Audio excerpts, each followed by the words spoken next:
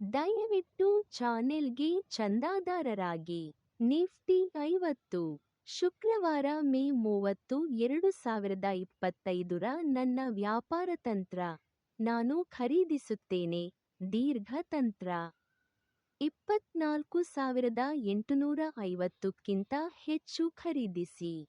ಮೊದಲ ಗುರಿ 24,940, ಎರಡನೇ ಗುರಿ 25,320.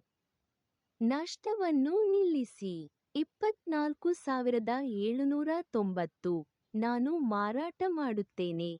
ಸಣ್ಣ ತಂತ್ರ 24,800ಕ್ಕಿಂತ ಕಡಿಮೆ ಮಾರಾಟ ಮಾಡಿ. ಮೊದಲ ಗುರಿ 24,710, ಎರಡನೇ ಗುರಿ 24,620, ಮೂರನೇ ಗುರಿ 24,250.